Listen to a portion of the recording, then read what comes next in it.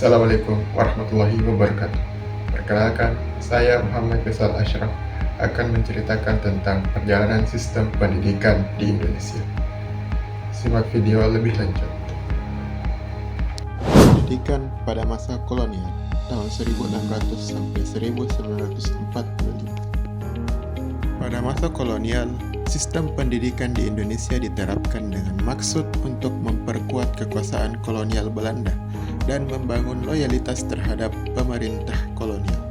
Sistem pendidikan ini bersifat sangat diskriminatif, di mana akses pendidikan formal hanya diberikan kepada sekelompok kecil elit, yaitu kaum priai dan orang-orang Eropa. Isi kurikulum lebih menekankan pada pengajaran bahasa Belanda, sejarah Eropa, dan nilai-nilai Barat, sehingga keberadaan budaya dan bahasa lokal cenderung diabaikan. Sementara itu, untuk rakyat pribumi ini hanya diberikan pendidikan yang sangat terbatas, biasanya di bawah naungan sekolah agama atau sekolah rendah yang sedikit sekali memberikan pengetahuan akademis yang signifikan. Materi yang diajarkan seringkali tidak relevan dengan realitas kehidupan sehari-hari, sehingga membuat banyak orang pribumi ini terputus dari kesempatan untuk mengembangkan diri secara intelektual. Selain itu, terdapat perbedaan besar dalam sistem pendidikan yang diterima oleh masyarakat kolonial dan pribumi. Sekolah-sekolah Eropa menyediakan kurikulum yang lebih komprehensif, fasilitas yang baik, serta pengajaran oleh guru-guru yang terlatih yang didatangkan dari Eropa. Sebaliknya, sekolah-sekolah untuk pribumi seperti sekolah rakyat seringkali memiliki kualitas yang sangat rendah. Pendidikan yang ditawarkan bersifat dasar dan kurang menyiapkan anak-anak untuk menghadapi dunia yang lebih luas. Pendidikan pada masa kemerdekaan tahun 1945 sampai 1966. Setelah proklamasi kemerdekaan pada 17 Agustus 1945, ada kesadaran baru di kalangan pemimpin bangsa tentang pentingnya pendidikan dalam membangun negara yang merdeka dan berdikari. Pemerintah Indonesia yang baru merumuskan kebijakan yang bertujuan untuk menciptakan sistem pendidikan yang inklusif dan merata, menghapuskan diskriminasi yang telah ada sebelumnya. Dengan fokus pada pemerataan kesempatan belajar, pemerintah berupaya menyediakan pendidikan yang layak bagi seluruh rakyat tanpa memandang latar belakang sosial.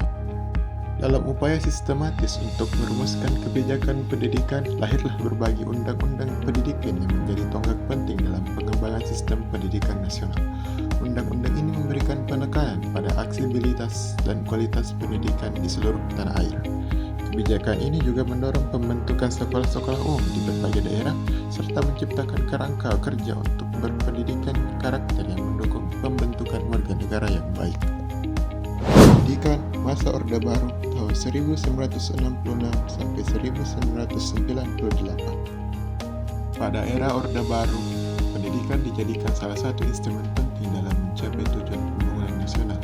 Pemerintah menekankan pentingnya pendidikan teknis dan vokasi dengan harapan dapat memenuhi kebutuhan pasar tenaga kerja yang semakin meningkat.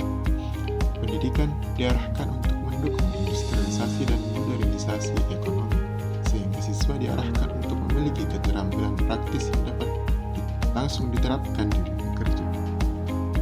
Kurikulum pada periode ini dirancang untuk meningkatkan daya saing lulusan di pasar tenaga kerja, tetapi seringkali mengabaikan aspek kritis dan kreatif dalam pembelajaran. Hal ini mengakibatkan pembentukan sosok siswa yang lebih kaku dan kurang inovatif. Era Orde Baru ditandai dengan pembangunan infrastruktur pendidikan yang masif. Banyak sekolah, politeknik, dan universitas baru yang dibangun di seluruh Indonesia, termasuk di daerah terpencil. Meskipun terdapat peningkatan akses ke pendidikan, ada kritik terhadap pengaruh politik dalam kurikulum yang diajarkan. Kurikulum ini seringkali terfokus pada penanaman ideologi Orde Baru dan kurang memberikan ruang untuk kebebasan berpikir, kreativitas, dan pengembangan pemikiran kritis di kalangan pelajar. Pendidikan masa reformasi tahun 1998 sampai 2010. Setelah jatuhnya rezim Orde Baru pada tahun 1998, negara memasuki era reformasi yang membawa perubahan signifikan pada kebijakan pendidikan. Desentralisasi pendidikan menjadi kebijakan utama yang memberikan otonomi kepada daerah dalam pengelolaan pendidikan. Otonomi ini juga memungkinkan penyesuaian kurikulum dan program pendidikan lebih sesuai dengan kebutuhan lokal, sehingga membuka peluang untuk partisipasi masyarakat dalam proses pendidikan. Di era ini, pemerintah juga menerapkan berbagai program untuk meningkatkan kesempatan pendidikan, seperti wajib belajar pendidikan dasar selama 9 tahun dan pemberian beasiswa bagi siswa yang kurang mampu. Program-program ini bertujuan untuk meningkatkan angka partisipasi sekolah, terutama di daerah-daerah yang sebelumnya terpinggirkan. Pendidikan era modern tahun 2010 hingga sekarang. Di era modern, pendidikan di Indonesia mengalami transformasi besar dengan masuknya teknologi digital. Integrasi teknologi dalam pembelajaran menjadi suatu keharusan dan e-learning serta pembelajaran daring menjadi semakin umum, terutama selama pandemi COVID-19. Selama periode ini, banyak lembaga pendidikan mulai memanfaatkan platform digital untuk meningkatkan cara penyampaian materi ajar dan untuk memperluas jangkauan pendidikan. Transformasi digital membuka peluang untuk metode pengajaran yang inovatif dan mendemokratisasi akses informasi. Namun, hal ini juga menuntut peningkatan infrastruktur dan kompetensi teknologi di kalangan pendidik dan siswa, termasuk kemampuan untuk menggunakan alat digital secara efektif dalam konteks pembelajaran. Pandemi COVID-19 membawa tantangan baru bagi pendidikan di Indonesia. Pembelajaran jarak jauh menjadi metode utama yang harus dijalani oleh peserta didik dan pendidik. Namun, hal ini juga menimbulkan kesenjangan digital, di mana tidak semua siswa memiliki akses yang tak sama terhadap teknologi dan internet. Masalah ini menuntut pemerintah dan masyarakat untuk mencari solusi inovatif seperti menyediakan infrastruktur yang mendukung aksesibilitas dan pelatihan untuk meningkatkan literasi digital.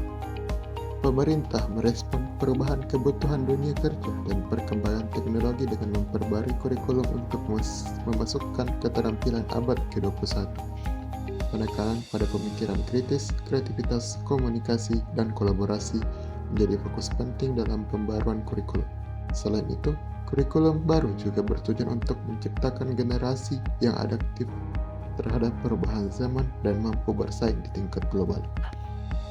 Terima kasih telah menyimak video sampai akhir. Assalamualaikum warahmatullahi wabarakatuh.